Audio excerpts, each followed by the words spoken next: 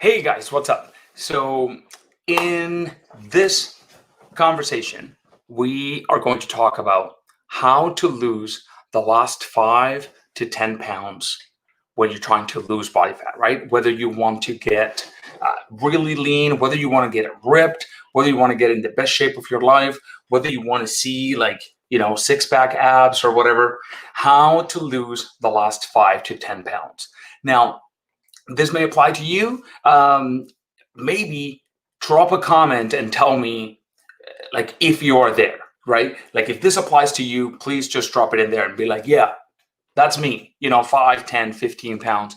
That's kind of like the most that I'd like to lose. And that would be like the last bit of it, right? And so today I'm going to tell you exactly how to do that. Now, I'm going to give you two tips that are going to have to do with your nutrition, and then two tips that have to do more with your workouts. Okay, so what to change when it comes to your food and what to change when it comes to your workouts. Now, before I go into that, one of the common misconceptions about the last 5 to 10 pounds, everybody says this: the last 5 to 10 pounds are the hardest. No, they're not.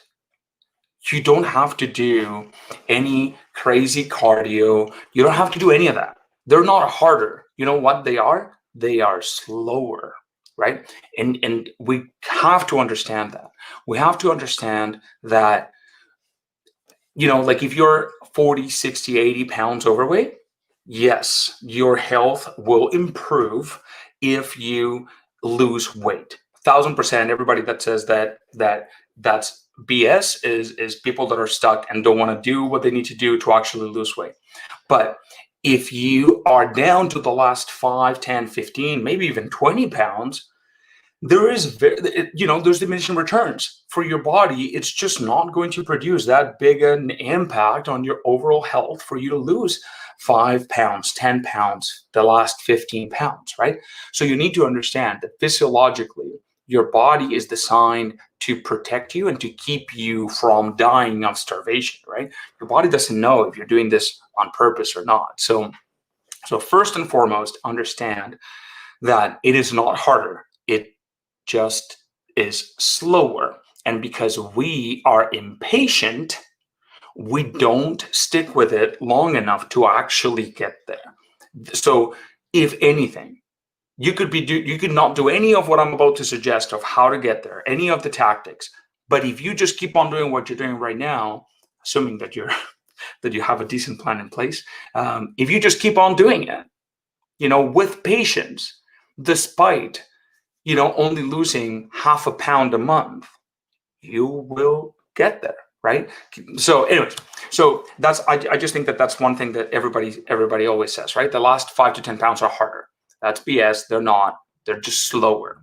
But if you can be patient, they're not going to be any harder. And guess what? Thank goodness that it's harder. There is a reason why less than 1% of the population have defined abs, because it's hard. That's the reason why, if you've ever wanted a defined stomach, that's why you want it. Not just, or well, maybe it's different for you, I don't know.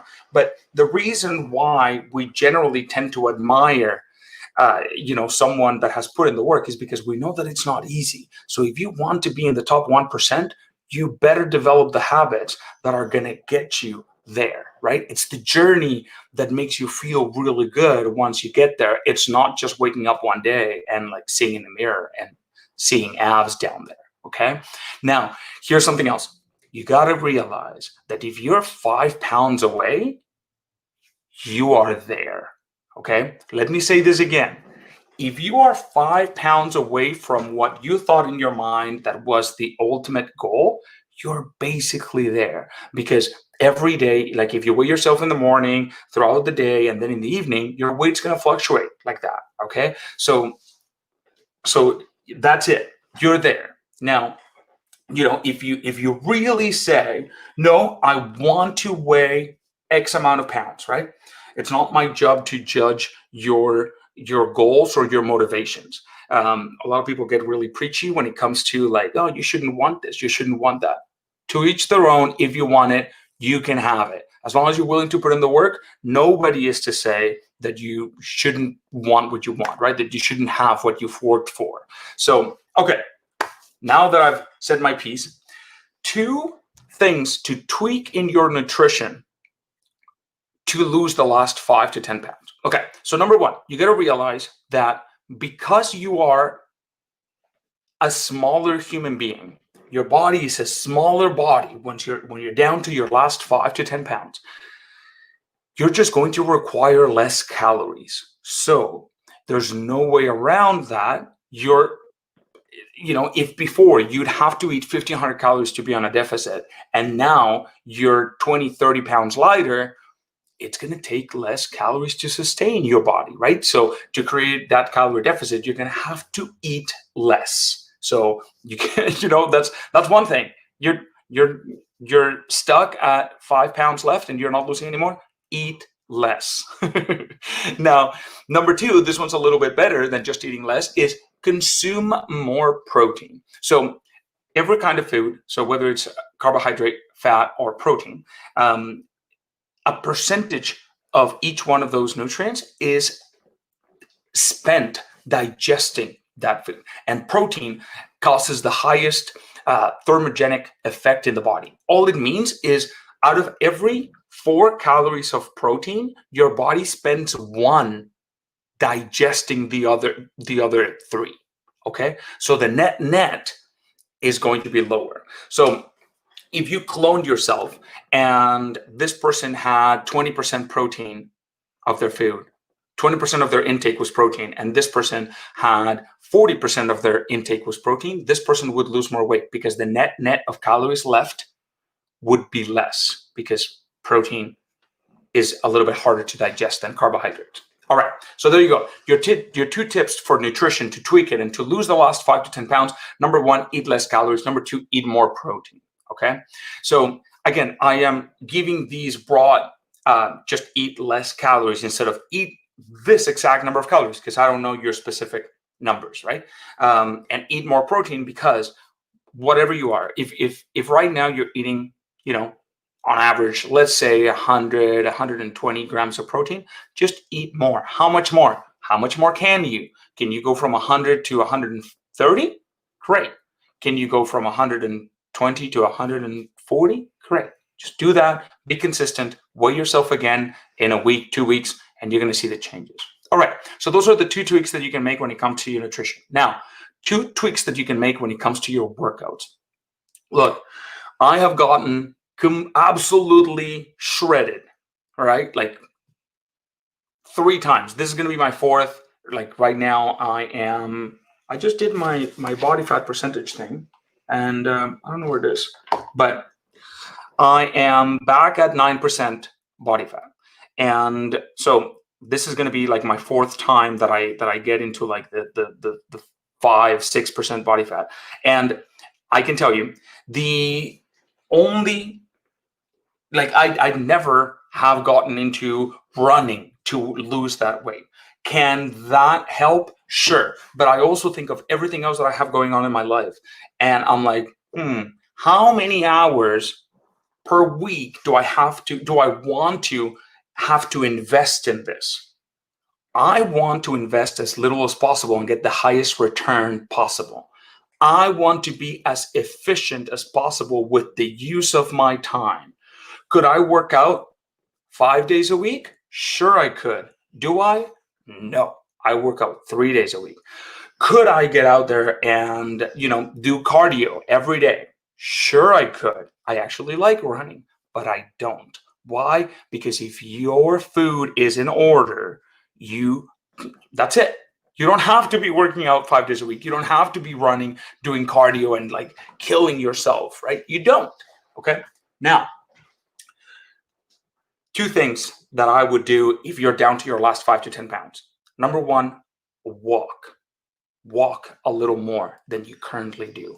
Walking is amazing. It doesn't have such a huge impact on your central nervous system as like cardio has, like running or pounding on your knees or even sprints. Like sprints, don't get me wrong, they're great, but they can have an adverse effect as well on your ability to recover from your workouts. And when you're trying to get to the last little bit, maintaining every ounce of muscle mass is going to be very important. Okay. I hope this is not getting a little too technical and boring for you guys. This is the reality.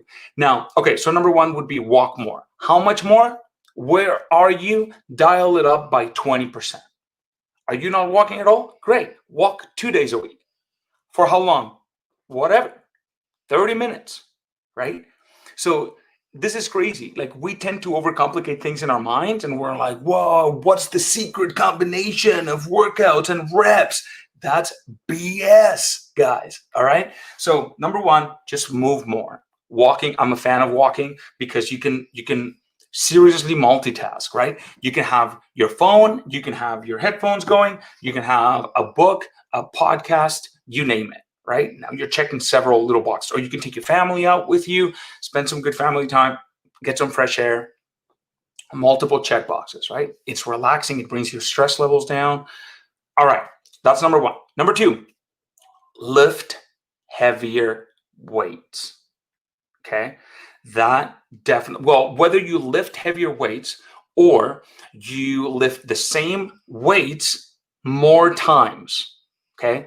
The number one factor that determines whether you're going to gain muscle, which does not mean you're going to get like Arnold, okay? That just cannot happen unless you're on steroids and B, you are eating like 5,000 or 6,000 calories a day. All right. So that's not going to happen.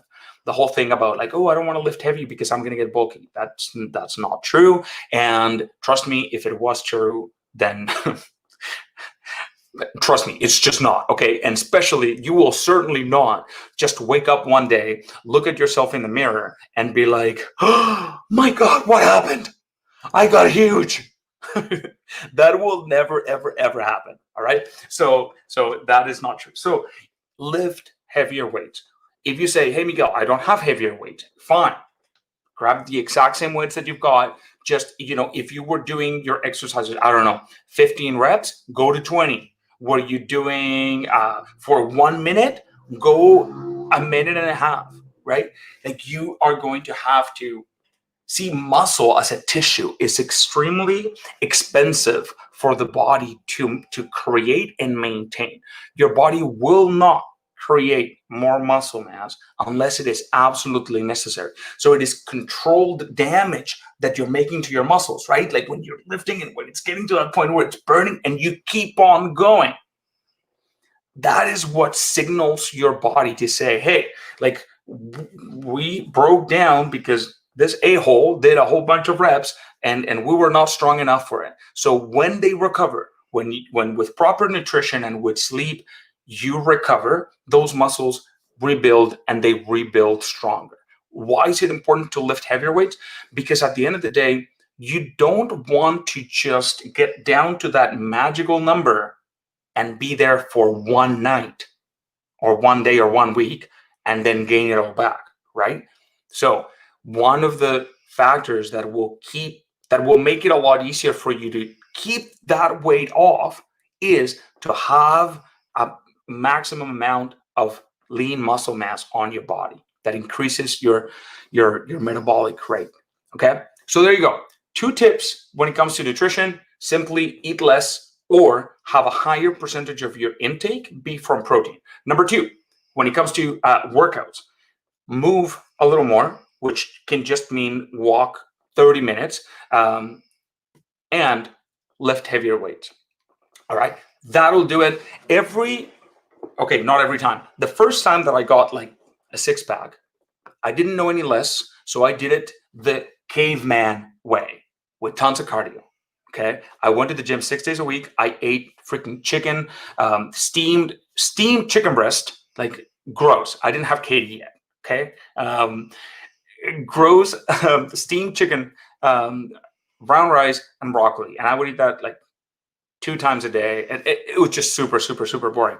I would go to the gym 6 days a week. I would do cardio 6 times a week, plus an hour of weights. That is the dumb way of doing it. I didn't know any better. Maybe if you didn't know any better, now you do. All right. So it's a beautiful thing, because if you're smart, if you have the proper plan in place, you get to choose how you do it. Let's say that you do love running and you're like, but Miguel, I want to run. Fine, run, but run because you enjoy it. Run because you can't wait to get out there, not because, oh, I have to lose these 5 pounds. No, it's just not efficient. You know what I mean? So guys, this was a little more of a boring kind of technical video, but tell me in the comments if you like this kind of stuff, because um, my coach was telling me you got to keep the advice kind of like give them a bird's eye view, so that it doesn't get boring, so that you're not talking about fancy words or whatever, like you don't make it confusing. But I honestly think that some of these things are things that I wish I'd known when I was trying to lose weight, and it certainly would have made me losing 80 pounds a little bit easier, right? I can tell you this: every single time that I kind of get back on track, it just gets easier and easier and easier. And I don't do more. In fact, I do less and less, and I can be more efficient with the use of my time, with my brain power, with my, I've got kids. I want to spend time with them. I want to spend time, with Katie, with my business. That's what I want to do with my time. And I love working out and I love running, but I got to pick, right? Hey, if I was back to my 20s and I was single and I didn't have kids and I had, my job was a job that a monkey could do, then maybe, yeah, I would spend all of the rest of my time in the gym, but that's not the case anymore. So guys, I hope that is useful for you. I had to disrupt Wasabi's place here because I had to put up the light because it's super dark. But anyways, 9:20, we better get to bed, guys. All right. Thank you for watching. I love your faces. I'll see you soon.